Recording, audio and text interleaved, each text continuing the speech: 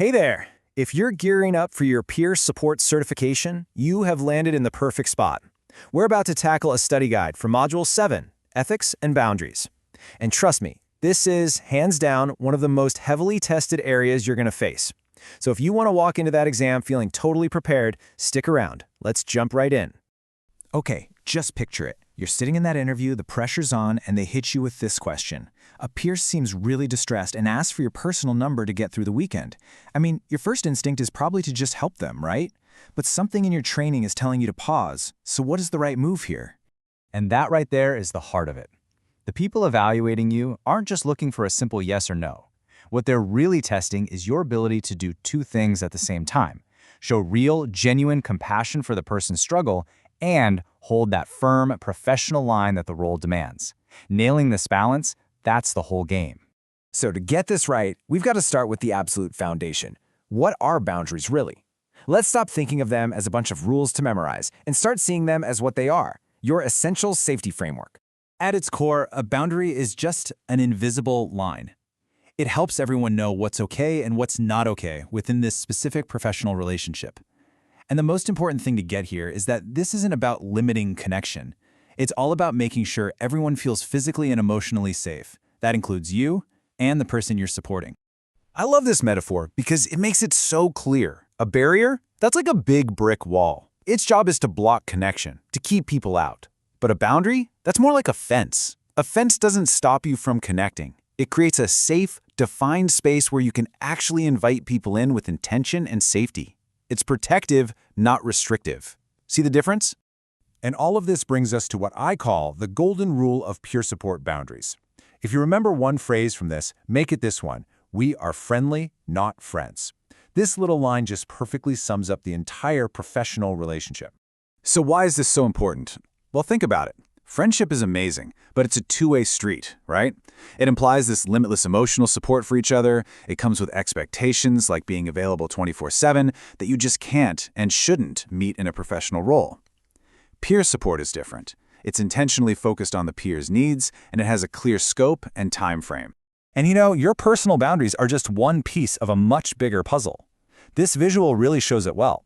Real safety and comfort in a peer relationship only happen where these four things overlap: your personal boundaries, the official code of conduct, privacy laws, and your organization's own policies.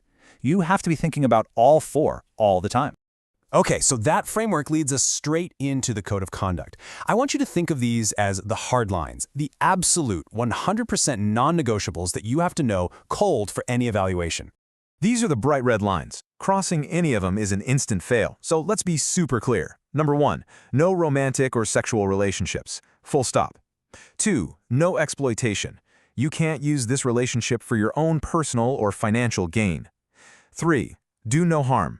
You will not knowingly put a peer in a harmful situation. And 4, confidentiality. You have to protect their privacy. But remember, this has legal limits, like the duty to protect, which means you might have to report if someone is in immediate danger. That whole do no harm idea connects right to this next point. It is so important to recognize that even though peer support is about equality, a power imbalance is still there. You're in a helper role, you're part of an organization. The absolute best way to handle this power responsibly is with transparency, talk about boundaries openly, right from the start, and even invite the peer to set their own boundaries with you. Okay, we've covered the what and the why. Now for what I think is the most important part of your prep, the how. Let's build your playbook for crushing those tricky scenario questions. So let's circle back to that first scenario. It's Friday. A peer is really struggling, and they ask for your personal number. Giving it to them feels compassionate, but it's a classic boundary-crossing trap. The perfect response follows this simple 3-step formula. You're going to love this. First, you validate their feelings. Show them you hear them. Second, you state your boundary, clearly but with kindness. And third, you never just leave them hanging. You offer an option for real, sustainable support. So what does that actually sound like? Here you go. I hear you're worried about the weekend. Boom, that's validation. I don't give out my personal number, that's stating the boundary. But let's find the crisis line number together so you have support. And that's offering the option. It's compassionate, it's firm, and it's genuinely helpful. Perfect. All right, let's do another one. This is a classic. A peer you support sends you a friend request on social media. You know, hitting accept might seem harmless, but it immediately blurs those personal and professional lines and creates all sorts of privacy risks for both of you. The process here is super simple and direct. Step 1, the action. You do not accept the request. But, and this is key, you don't just ignore it. Step 2 is the explanation. You bring it up yourself, directly and professionally in your next session. And step 3 is the reasoning. You explain why this policy is in place. I saw your request. I have a policy not to add peers on social media. Super direct, super clear. And here's the magic part. This is to protect your privacy and to keep our work focused on your wellness. See that? You're not rejecting them as a person, you are protecting the relationship for their benefit. It changes everything. So, as we start to wrap this up, let's just zoom out for a second to the big picture. What is the final core mindset that you really need to walk away with? It's the one thing that connects everything we've talked about. Look, the end goal here isn't just about memorizing a list of rules or scripts. It's about truly getting it in your bones that compassion and firmness are not enemies. They're partners. The most ethical, effective peer support happens when you can hold both at the exact same time. Deep compassion for their struggle with the professional firmness to keep the relationship safe.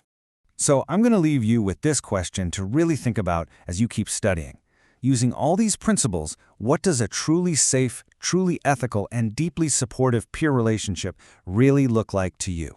When you can answer that with confidence, you'll know you're ready. You've got this.